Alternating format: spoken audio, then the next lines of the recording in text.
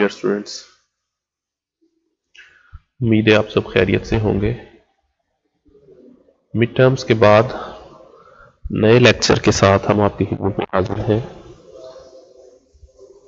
Employ training and development, human resources management के specialisation का subject है, जिसमें हम एम्प्लॉयज की ट्रेनिंग और डेवलपमेंट को देखते हैं। The start what we learned, what's the difference between training and development. Yes, please recall your concepts. So the basic difference between training and development is training for current organizational needs and development is for future organizational and personal needs. हम organisation में काम करने वाले employees की training कराते हैं उन ज़रूरियात के लिए जो आज इसी वीक में, इसी मंथ और इसी फाइनेंशियल ईयर में हमें पेश आ रही हैं। हम नई प्रोडक्ट डेवलप कर रहे हैं, उन प्रोडक्ट्स पे काम करने के लिए हमें लोगों को ट्रेन करना होता है। हम एक नया अकाउंटिंग सिस्टम लेके आ रहे होते हैं, उस अकाउंटिंग सिस्टम के ऊपर लोगों से काम लेने के लिए हम उनको ट्रेनिंग देते हैं।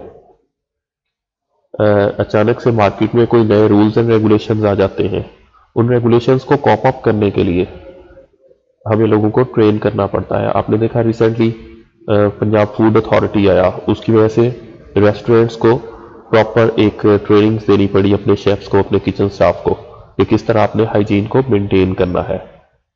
बैंक्स मैनुअल सिस्टम पे चल रहे थे 20 साल पहले, फिर उसके बाद कंप्यूटर्स आया तो उन्होंने लोगों को ट्रेनिंग्स कराई कि किस तरह वो नए फाइनेंशियल मैनेजमेंट सिस्टम पे काम कर सकते हैं। यूनिवर्सिटी ट्रेडिशनल सिस्टम्स के तहत चलती थी, उसके बाद LMS आया, लर्निंग मैनेजमेंट सिस्टम, एक ऑनलाइन स्ट्रीम। तो यूनिवर्सिटीज़ ने अपने पुराने टीचर्स को ट्रेनिंग कराई कि किस तरह आप नए मैनेजमेंट सिस्टम के अंदर खुद को फिट कर सकते हैं। तो training is for current needs. And what is development? Development basically है कि दुनिया किस तरफ जा रही है, आज से 5 साल बाद हमारी ऑर्गेनाइजेशन कैसी होगी, हालात किस सिमत में सफ़र कर रहे हैं, और उस बदलते हुए हालात में हमने अपनी ऑर्गेनाइजेशन को कैसे एडजस्ट करना है। ऑफ कोर्स अगर हमने ऑर्गेनाइजेशन को एडजस्ट करना है तो ऑर्गेनाइजेशन दरो दीवार या कुछ बिल्डिंग या गाड़ियों का नाम तो नहीं है, ऑर्गेनाइजेशन तो लोगों के साथ है। तो हमने बदलते हुए हालात के तकाजे के मुताबिक किस तरह लोगों को ट्रेन करना है। So training is for current needs and development is for future organisational needs. इसमें हम एम्प्लॉय ट्रेनिंग एंड डेवलपमेंट में जो हमारी जो कोर्स जो रेफरेंस बुक है वो हम रेमंड ए डॉक बुक की जो 7th एडिशन है एम्प्लॉय ट्रेनिंग एंड डेवलपमेंट, उसको फॉलो कर रहे हैं। उसमें हमारा जो चैप्टर 6 है उसको हम आज से स्टार्ट करेंगे, training evaluation. In very last lecture before हम मिड टर्म्स हमने स्टडी किया था कि ट्रेनिंग प्रोग्राम को हम कंडक्ट कैसे करते हैं, जो प्रोग्राम डिजाइन किया गया उसको एग्जीक्यूट किया कैसे किया गया है। तो एग्जीक्यूशन के बाद हम कोई भी प्रोग्राम होता है उसको इवैल्यूएट करते हैं कि एक चीज जो हमने प्लान की थी और उसके बाद उसको एग्जीक्यूट किया तो उसके आउटकम्स कैसे आए। So this is going to have our 13th lecture of the series of lecture on training and development. So let's start. What are the objectives, what are the learning objectives of our 13th and 14th lecture. Chapter 6 के हमारे जो learning objectives हैं, explain why evaluation is important. सबसे पहले बात कि evaluation क्या जरूरी भी है, हम एक काम कर देते हैं दैट्स इट, हो गया, उसके बाद बैठ के ये सोचना कैसे हुआ, अच्छा हुआ, बुरा हुआ, काम तो हो चुका है, क्यों इंपॉर्टेंट है। Identify and choose outcomes to evaluate a training programme. कौन से आउटकम्स या क्या हम इवैल्यूएशन से क्या ढूंढना चाह रहे हैं, मकसद क्या होगा। Discuss the process used to plan and implement a good training evaluation. Evaluation के प्रोग्राम को कैसे एग्जीक्यूट किया जाएगा, इसकी स्ट्रेंथ्स एंड वीकनेसेस क्या है, different evaluation programme, evaluation design जो हमारे पास डिफरेंट टेक्निक्स है उसकी क्या अप्रोचेज है। Choose the appropriate evaluation design based on the characteristics of company and the importance and purpose of the training. मुख्तलिफ किस्म की कंपनीज की मुख्तलिफ किस्म के ट्रेनिंग प्रोग्राम्स होते हैं, उनके अपने अपने पर्पसेज होते हैं, तो उसके मुताबिक हमने इवैल्यूएशन करनी है। Conduct a cost benefit analysis for training programme. जनाब सबसे अहम तरीन चीज मेरे ख्याल में कि जनाब एक कॉस्ट और बेनिफिट एनालिसिस भी तो करना है ना। ऑर्गेनाइजेशन में कुछ प्रॉब्लम्स आ रहे थे, हमने उन प्रॉब्लम्स को दूर करने के लिए लोगों की ट्रेनिंग कराई, ट्रेनिंग के ऊपर हमने अच्छी खासी कॉस्ट स्पेंड की. Now we are done with training. We are going to evaluate the cost benefit analysis. कितना खर्चा हुआ, कितना फायदा हुआ, हमने ट्रेनिंग पे कितनी स्पेंडिंग्स की और उन स्पेंडिंग्स ने हमारे कितने प्रॉब्लम्स को सॉल्व किया. Explain the role of workforce analytics and dashboards in determining the value of training practices. This is we are going to discuss down the road. So let's start. आज के lecture की कुछ की terms, कौन सी terminologies इस lecture में use होगी, जिनको आपको बिफोर हैंड पता होना चाहिए ताकि आप इस लेक्चर को बेहतर तौर पर समझ सके. Training effectiveness, benefits derived training. Of course effectiveness क्या है, किसी चीज का पूरा असर होना, उसका जिस मकसद के लिए डिजाइन की गई है उस मकसद को पूरा करना. Training evaluation, process of determining training effectiveness, training की इफेक्टिवनेस को डिटर्मिन करना. Training outcomes, measures to evaluate training effectiveness. Evaluation design, data will be collected and which data will be collected for training evaluation. जी, evaluation को आपने design करना है तो कुछ डेटा होना चाहिए, उस डेटा की बुनियाद पे आप उसको इवैल्यूएट करेंगे. सो what is formative evaluation? Formative evaluation refers to evaluation of training that takes place during program design. Programme जब हम डिजाइन कर रहे होते हैं उस वक्त हम उसके अंदर एक इवैल्यूएशन का भी फेज रखते हैं कि प्रोग्राम हम डिजाइन कर रहे हैं, उसके बाद ट्रेनिंग प्रोग्राम को इवैल्यूएट किया जाएगा और उसके बाद फाइनली ट्रेनिंग प्रोग्राम को एग्जीक्यूट करने के बाद हम उसकी इवैल्यूएशन कैसे करेंगे. It helps to ensure training is well organised, runs smoothly and that trainees learn and are satisfied. दूसरी चीज जो इसमें मेक श्योर करते हैं कि ऑर्गेनाइज होनी चाहिए, चीजें हैपहैजर्ड या रैंडम नहीं होनी चाहिए. देखिए हम एक बुक को भी पढ़ रहे हैं तो हम एक सीक्वेंस में पढ़ रहे हैं. हमने पहले ओवरऑल ट्रेनिंग एंड डेवलपमेंट के कॉन्सेप्ट को स्टडी किया, उससे पहले हम एचआर को पढ़ चुके थे, उसके साथ हमने ट्रेनिंग को स्टार्ट किया है, ट्रेनिंग प्रोग्राम कैसे बनाया जाता है, कैसे एग्जीक्यूट कराया जाता है, कैसे उसकी वैल्यूएशन, हर चीज एक सीक्वेंस में और एक स्मूथनेस के साथ होनी चाहिए. किस वक्त के लिए, ताकि ट्रेनिंग अच्छी तरह लर्न करें और सेटिस्फाइड हो. It provides information on how to make a programme better. Training programme को एक दफा जब हमने एग्जीक्यूट किया तो हम उससे कुछ लेसन्स लर्न करते हैं कि अगली बार इस प्रोग्राम को किस तरह हम बेहतर तौर पर एग्जीक्यूट कर सकते हैं. तो ये थी हमारी फॉर्मेटिव. अब हम आते हैं समेटिव इवैल्यूएशन, सम करना, किसी चीज को समराइज करना. Let's refers to evaluation conducted to determine if training has lead to desirable objectives outcomes. ये एंड पे हम डिटरमिन करते हैं कि क्या जो चीजें डिजायर्ड थी वो आउटकम्स हमें अचीव हुए. Examines whether trainees have improved or acquired knowledge, skills, attitude, behaviors or other outcomes. देखिए स्टार्ट में हमने ऑर्गेनाइजेशनल एनालिसिस किया, पर्सनल एनालिसिस किया, उसमें हमें पता चला कि किस एस्पेक्ट में हम वीक है, किस कमी को हमने दूर करना है ट्रेनिंग के जरिए.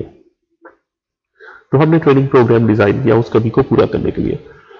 तो जब हम उसकी वैल्यूएशन कर रहे हैं, समेटिव वैल्यूएशन, तब हमने एग्जामिन करना है कि कोई नॉलेज की कमी थी, स्किल्स की, एटीट्यूड, बिहेवियर्स की कमी थी, क्या वो पूरी हो गई है. पहले ऑर्गेनाइजेशन में एब्सेंटिज्म ज्यादा था, से हमारा एब्सेंटिज्म लेवल 17% था पर मंथ, तो अब वो क्या 17% कम आके 10-12 पे आया है. टर्न आउट रेशियो हमारी ज्यादा थी, लोग तेजी से छोड़ के जा रहे थे, तो क्या ट्रेनिंग के बाद टर्न आउट रेशियो कम हो गया है. प्रोडक्टिविटी हमारी कम थी, क्या ट्रेनिंग के बाद प्रोडक्टिविटी ज्यादा हो गई है. हमारी ऑर्गेनाइजेशन में कॉन्फ्लिक्ट्स आ रहे थे, इंटरपर्सनल कॉन्फ्लिक्ट्स थे, तो क्या वो ट्रेनिंग के बाद वो कॉन्फ्लिक्ट्स खत्म हो रहे हैं, बेहतरी की तरफ जा रहे हैं मामला, या एज इट इज है. अगर तो बेहतरी की तरफ जा रहे हैं दैट्स ओके, दैट्स फाइन. और अगर वो वैसे के वैसे ही है तो दैट मीन्स कि हमारी ट्रेनिंग बेहतर तौर पे एग्जीक्यूट नहीं हुई या प्रोग्राम डिजाइन बेहतर नहीं हो सका. It includes examining the business impact of training, और फाइनली उसका डॉलर इंपैक्ट भी चेक करना, भी लोगों का बिहेवियर, एटीट्यूड हम क्यों चेंज करना चाहते हैं ताकि हम उनसे बेहतर बिजनेस ले सके. एक बैंक के अंदर आप जाते हैं और वहां पे आपका एक अच्छा एक्सपीरियंस नहीं रहता उनके एक ऑफिसर के साथ, तो what does it actually mean. आप अपने घर चले जाएंगे, शाम को अपने घर चला जाएगा, लेकिन ऑर्गेनाइजेशन ने क्या कॉस्ट बेयर की. ऑर्गेनाइजेशन ने कस्टमर लॉस किया, नेक्स्ट टाइम आप उस बैंक में जाना पसंद नहीं करेंगे, आप दूसरे बैंक को चूज करेंगे. तो बिहेवियर को चेंज करने का अल्टीमेट मकसद क्या होगा, डॉलर अमाउंट. ओवरऑल हम बिजनेस इंपैक्ट को देखते हैं। तो so what is the importance of evaluation? There are multiple reasons to evaluate.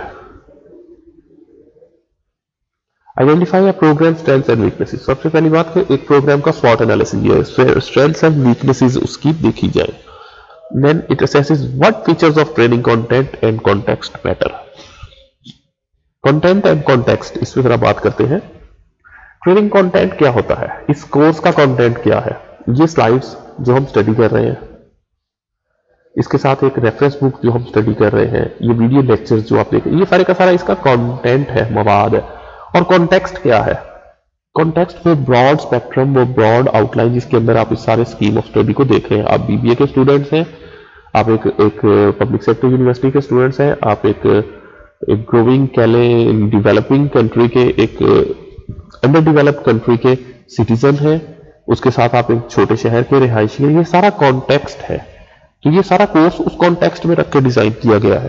तो इसी तरह ट्रेनिंग का एक तो कंटेंट होता है जो वहां पे पढ़ाया जाता है, और एक कॉन्टेक्स्ट जो ओवरऑल पस मंजर या उसका तनाजुर होता है। Identify which training benefited. कुछ ट्रेनिंग का क्या ज्यादा फायदा हुआ। अगर हमारे पास 10 पार्टिसिपेंट्स हैं, कुछ लोगों ने बेहतर लर्न किया, कुछ ने बेहतर नहीं लर्न किया, तो ऐसी क्या वजह थी? क्या पर्सनालिटी ट्रेट्स उनके डिफरेंट थे, या वो बेहतर लर्नर्स थे, कोई एज डिफरेंस था, कोई जेंडर डिफरेंस आया है? What's the actual difference? Gather information for marketing training. आप एज अ ट्रेनर का अगर काम कर रहे हैं तो आपने इंफॉर्मेशन ली है और फर्दर आप उस ट्रेनिंग को मार्केटिंग के लिए भी यूज कर सकते हैं। Determine financial benefits and cost. आपने उसकी financial cost and benefit analysis भी करना है, कितना एक्सपेंस हुआ और उसका कितना फायदा हुआ। Source evaluation process. हमने देखा इवैल्यूएशन जरूरी है, समेटिव भी होती है, फॉर्मेटिव भी होती है। तो प्रोसेस क्या है, किस तरह की जाती है? So first of all, we need to conduct a need analysis. हम एक नीड एनालिसिस करते हैं कि जरा what was the actual need, वो कौन सी जरूरत थी जिस जरूरत को पूरा करने के लिए ट्रेनिंग कराई गई। पहला सवाल, बीबीए में आए हैं तो क्यों आए हैं? ट्रेनिंग एंड डेवलपमेंट या एचआर को सिलेक्ट किया है एज अ स्पेशलाइजेशन, तो क्यों किया गया है? एक नीड एनालिसिस, सबसे पहले उस नीड का पता होना चाहिए। सवाल का जब तक पता नहीं होगा हम जवाब किस तरह बना सकेंगे। Then develop measurable learning objectives.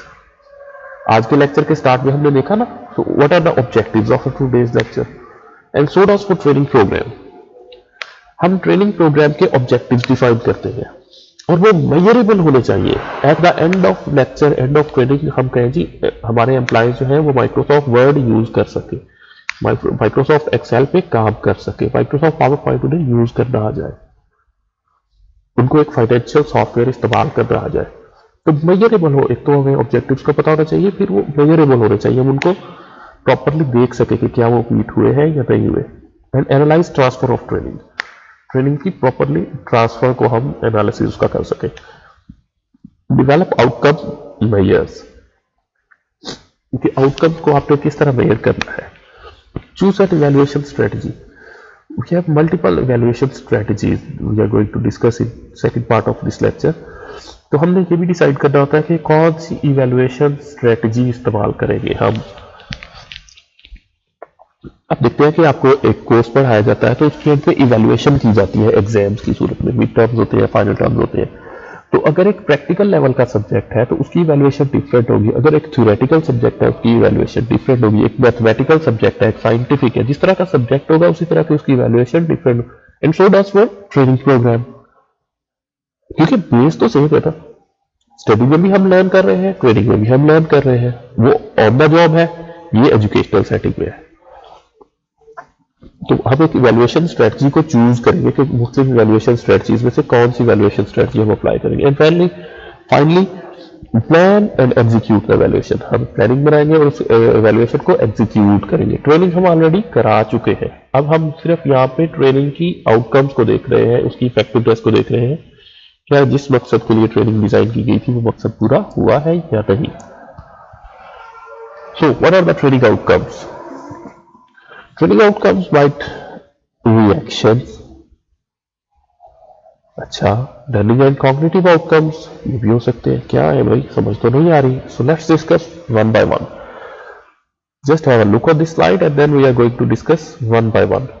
Training outcomes reactions होते हैं, लर्निंग एंड कॉग्निटिव आउटकम्स होते हैं, behaviour and skill based outcomes होते हैं, affective outcomes, results, return on investment, all these training outcomes.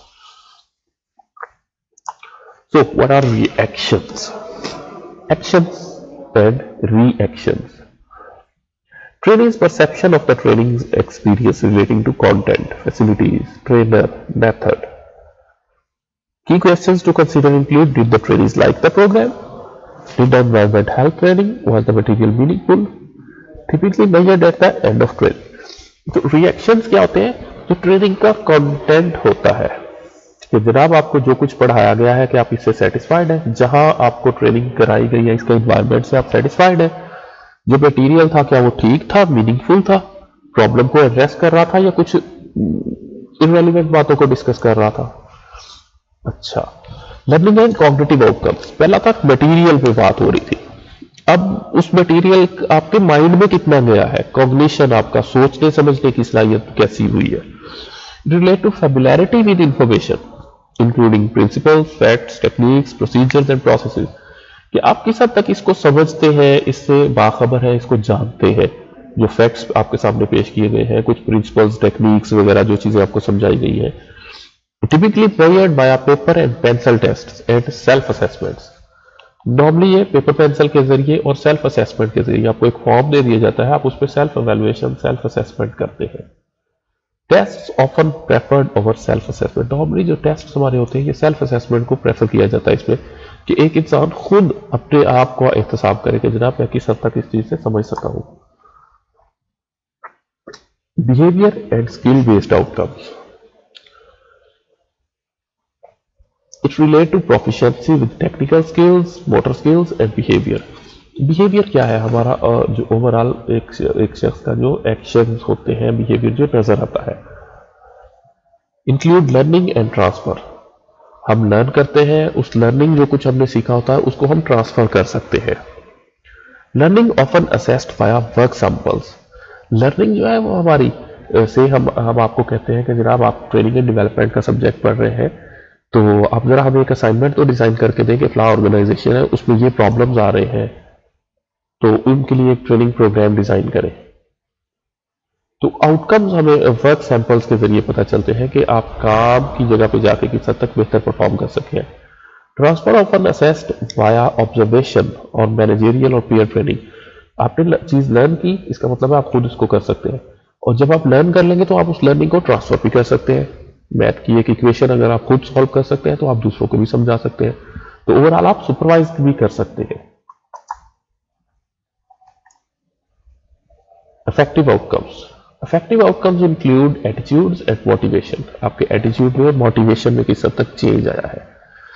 It includes self efficacy, employee engagement, motivation to learn, tolerance, diversity, attitude पर, ये आपकी thinking में किस हद तक चेंज लेके आए हैं।